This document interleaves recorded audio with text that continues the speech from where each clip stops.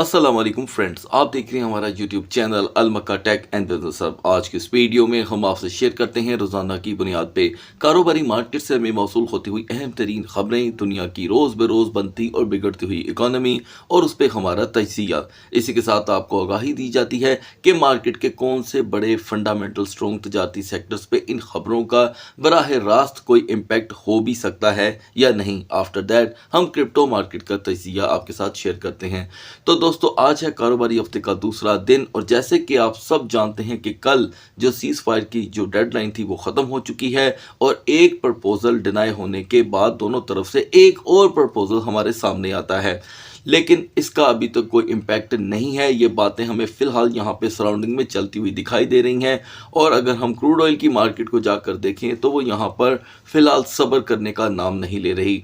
Artificial समझ लें या परमानेंटली समझ लें, उसके अंदर इजाफा स्टेप बाय स्टेप हो रहा है।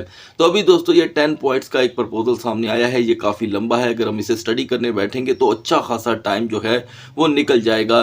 फ़िलहाल हम देख रहे हैं कि अगर इसके ऊपर कोई निगोशिएट होता है तो फ़ौरन हम हमारे व्हाट्सएप चैनल पे इसको अपडेट कर देंगे न्यूज़ की शक्ल में, और वो भी वेरिफिकेशन करने के बाद। अगर आपने अब तक हमारा व्हाट्सएप चैनल ज्वाइन नहीं किया तो लिंक इसी वीडियो की डिस्क्रिप्शन में मिल जाएगा। वेरीफाइड न्यूज़ वक्त से पहले और वक्त ज़ाया होने से पहले अगर आप हासिल करना चाहते हैं तो आप हमारा चैनल ज्वाइन कर सकते हैं। तो दोस्तों, अभी फ़िलहाल इस न्यूज़ का मार्केट में कोई इम्पैक्ट आया नहीं।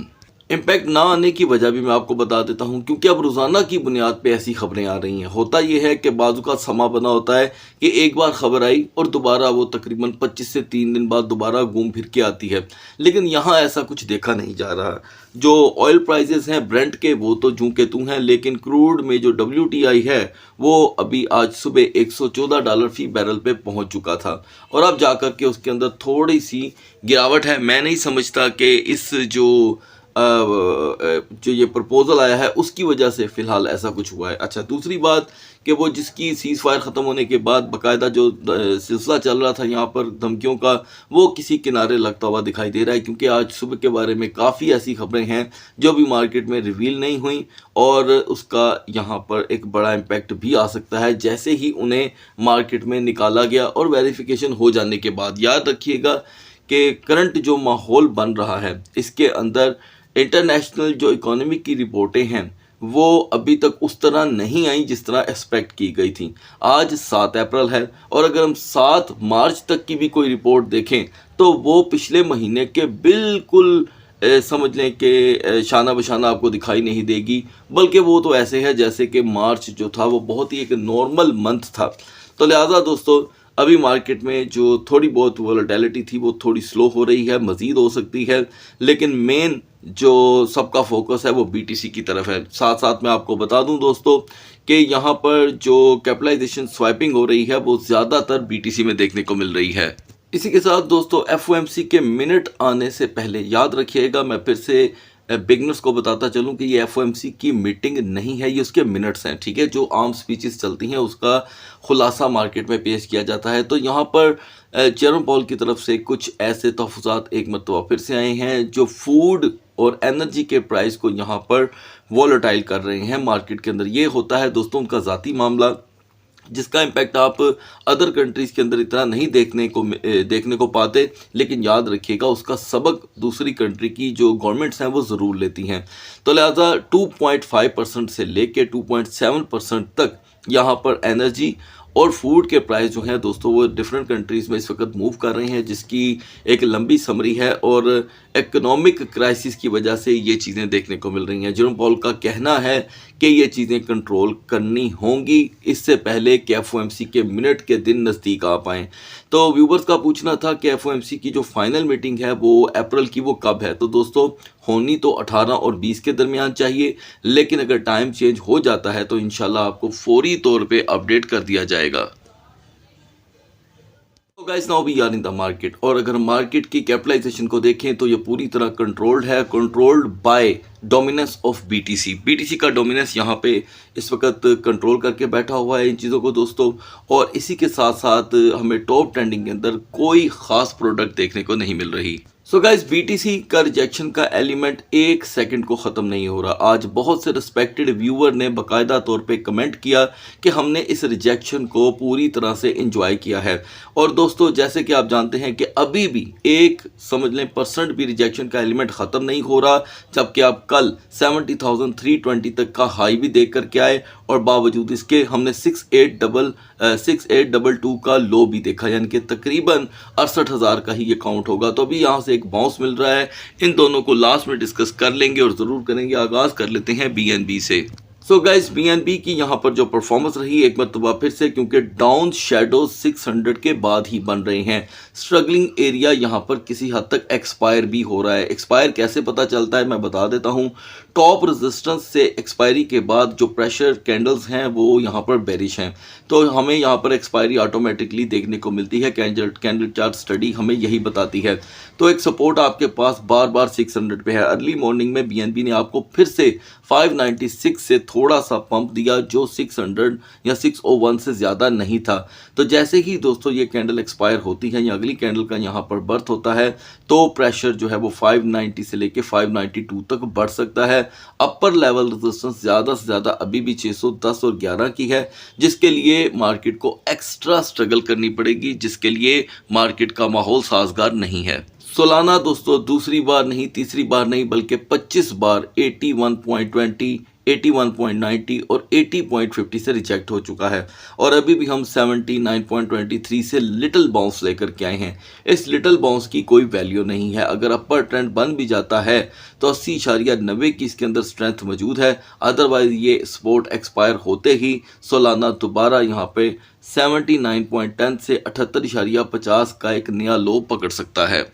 व्यूवर्स डिमांड तो दोस्तों साथ साथ चलती ही रहेगी, इसलिए कि व्यूवर्स डिमांड करते हैं और उस टोकन के एनालिसिस यहाँ पे ऐड कर दिए जाते हैं। अगर आप भी चाहते हैं कि आपके बतलाए हुए टोकन को यहाँ पे तजिए में ऐड किया जाए, तो आप सिंपली इस टोकन को कमेंट्स में लिख सकते हैं। पहला टोकन है दोस्तों कार्डानो और दूसरा होगा रीवर। रीवर की कल बहुत ही ज़्यादा डिमांड थी और मैं अभी आपको बता दूं कि river is not fundamental strong project. वो क्या है आगे चल कर के बात करेंगे। तो अभी फ़िलहाल आप यहाँ पर एक ही पैटर्न देख रहे हैं, अप एंड डाउन का, जिसे जिग जैग पैटर्न कहा करते हैं हम यहाँ पर। तो दोस्तों ये एडीए के लिए एक लास्ट होप का काम करेगा। आप बहुत अच्छे से जानते हैं कि एडीए के लिए 0.2450 एक लॉन्गेस्ट एंड ओल्डेस्ट सपोर्ट है। ये यहाँ पे टूटने के धाने पे खड़ी है। अगर ये सपोर्ट ब्रेक कर जाती है तो 0.2410 एक नॉर्मल लो रहेगा और रिकवरी के चांसेस यहाँ पे कदरे स्लो हैं, जस्ट लाइक 0.24 मैक्स 60 और 65। बीसीएच की स्ट्रगल हुई यहाँ पे दोस्तों 5 टाइम्स एक्सपायर, यानी कि हम मिडनाइट में 437 पे ऑलरेडी अवेलेबल थे। आपने देखा कि बीसीएच ने 437 से ली रिजेक्शन और जो लो शो किया है वो है 429 का। सिंपली 430 की सपोर्ट ट्रिगर हुई और आफ्टर दैट बीसीएच में रेजिस्टेंस लो है। अब आप एक पैटर्न तो यहाँ पे गौर कर रहे हैं, हम जब एक अल्ट कॉइन्स के अंदर नया लो देखते हैं तो बाउंस यानी कि रिकवरी इंतहाई स्लो रह जाती है और पुराना लेवल हासिल करना हो जाता है दुश्वार। अलबत्ता अभी एक स्ट्रॉन्ग सपोर्ट बनी है जो बीसीएच को 436 टू 438 की एक यहाँ पर रेजिस्टेंस प्रोवाइड कर सकती है, क्योंकि हिस्ट्री हमें इसके लिए प्रिपेयर करती है। डाउन साइड के ऊपर जो प्रेशर है वो 425 से 422 की तरफ बढ़ रहा है। अब बात कर लेते हैं दोस्तों टाओ की, जो बहुत ही इंटरेस्टिंग बिहेवियर बनाए है। मिडनाइट में हम 320 पे अवेलेबल थे, रेजिस्टेंस थी, यानी कि यूं कह लें आपको अपडेट किया गया था कि इसके ब्रेक होने के चांसेस एक्सट्रीम हैं और 315 इसका यहाँ पर वेट कर रहा है। तो दोस्तों ऐसा ही हुआ, 315 क्या बल्कि हमने 308 तक का लो देखा और वहां से लिया मार्केट ने बाउंस।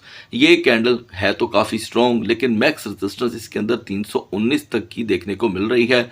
319 और 20 से रिजेक्शन का एलिमेंट इसे दोबारा 315 से 312 तक जो कि है पुश बैक कर सकता है। ये चीज़ें बड़ी अहम रहेंगी। तो दोस्तों अब बात कर लेते हैं रीवर टोकन की, लेकिन इस टोकन को डिस्कस करने से पहले मैं डिस्क्लेमर वाज़िया तौर पे हमेशा की तरह देना चाहूँगा कि ये ऑडियंस की डिमांड पे मैं डिस्कस कर रहा हूँ, इसलिए कि ऑडियंस ने कमेंट सेक्शन भर दिया था इसके बारे में लिख कर। तो दोस्तों river is not fundamental strong coin. अलबत्ता जब से इसको बाइनास ने मार्केट में लिस्ट किया तो इसकी पजीराई में इजाफा हुआ। जैसे कि आप जानते हैं कि बाइनास एक मार्केट में अच्छी खासी हैसियत रखने वाली एक एक्सचेंज है। तो अब उसके अकॉर्डिंग दोस्तों आप देख सकते हैं कि एक टाइम पे ये 80 तक का हाई लगाने के बाद मुसलसल अब ये हमें डाउन साइड पे देखने को मिलता है। तो यहाँ पर समझने के लिए कुछ चीज़ें हैं, वो ये है कि जब भी इस टोकन ने यहाँ पर बड़े बड़े हाई शो किए, ये देखें, उसके बाद ये टोकन अपने हाई के बाद निचले लेवल पे चला गया। मैं आपको उसकी एग्जांपल सेट कर देता हूँ। 35 के हाई के बाद मोस्टली ये 35 और 30 के दरमियान रोटेट होता रहा। उसके बाद जब ये रेजिस्टेंस चली गई तो 25 और 30 के दरमियान होता रहा। इसी पैटर्न को फॉलो करते करते आज रिवर 12.12 पे आन खड़ा है। इसमें कोई शक नहीं है कि आने वाले दिनों में ये आपको सिंगल फिगर में देखने को मिले, यानी कि सिंगल फिगर बोलते हैं 9, 8, 7 इस तरह की फिगर को। तो अभी रिवर में इस वक्त मार्केट को मुकाबला करने की तो एनर्जी दिखाई नहीं दे रही। 18.86 का पंप डालकर अभी ये 12 पे खड़ा है। अब यहाँ पर अगर रिवर को कोई रिजेक्शन देती है तो वो फ्रंट के ऊपर खड़ी एक बेरिश कैंडल है, यानी कि मैक्स 12.50 से लेके 13.50 से रिजेक्शन के चांसेस मौजूद हैं और एन मुमकिन है कि ये 10 पे थोड़ा बहुत प्रेशराइज्ड हो। याद रखिएगा दोस्तों, जो टोकन्स फंडामेंटल्स नहीं हुआ करते उनको स्टडी करना इम्पॉसिबल होता है। तो याद रखें, इस टोकन के ऊपर आपने खुद से भी जो कि है रिसर्च ऑन रखनी है। बढ़ते हैं बीटीसी और इथेरियम के कैंडल चार्ट की तरफ। तो guys now we are on the chart of BTC, और बीटीसी एक मरतबा फिर से दोस्तों 69,900 से रिजेक्ट हुआ है और हमने जो यहाँ पर लो देखा वो भी रूटीन है 68,240, और अब आकर के यहाँ पर एक सपोर्टिंग कैंडल बन रही है। इसका मतलब दोस्तों ये है कि बीटीसी का एक्सपायरी लेवल, यानी कि अपनी जो रेजिस्टेंस का जो एक्सपायरी लेवल है वो ख़त्म नहीं हुआ। जैसे कि 70,330 उसकी मिसाल है, ये पीर वाले दिन की बात हो रही है। तो अभी भी यहाँ पर बीटीसी को नेक्स्ट बेस्ट मोमेंटम बनाने के लिए 69,500 से लेके 800 की ही रेजिस्टेंस दरकार है, जो मार्केट को वक्ती तौर के लिए सरप्राइज कर सकती है। लेकिन हमारे सर से यहाँ पर रिजेक्शन का एलिमेंट ख़त्म हो ही नहीं रहा और वीकर साइन दोस्तों 68,000 का ब्रेक होना है। यहाँ पर बीटीसी को जो भी है 68,000 की तरफ से एक ऐसी पॉजिटिव वाइब्स मिलती हैं जिसकी वजह से बार बार बीटीसी अपर लेवल पे अपनी रेजिस्टेंस बनाने में कामयाब हो जाता है। और दरम्यान में अगर कोई हर्डल है दोस्तों वो तो 67,000 की। अब बढ़ते हैं इथेरियम के कैंडल चार्ट की तरफ। ठीक इसी तरह ही इथेरियम का भी पैटर्न है दोस्तों। मिडनाइट में हम ऑलरेडी 2144 से 2154 पे थे। आपको अपडेट किया गया था कि ये रेजिस्टेंस और यहाँ पर मजीद ब्रेक कर जाती है तो 2120 और 2110 हमारे लिए यहाँ पर वेट कर रहा है। तो दोस्तों हम 2086 का लो देखकर फिर से स्ट्रगल करके 2114 तक आए हैं। अभी भी इसमें कोई इतनी खासी स्ट्रेंथ मौजूद नहीं है। अगली कैंडल बहुत ही अहमियत की हामिल होगी। सपोज अगर हम 2120 और 2130 से रिजेक्ट होते हैं तो अब की बार फिर से इथेरियम आपको 2080 2070 का प्रेशर जो है वो यहाँ पर फील करवा सकता है।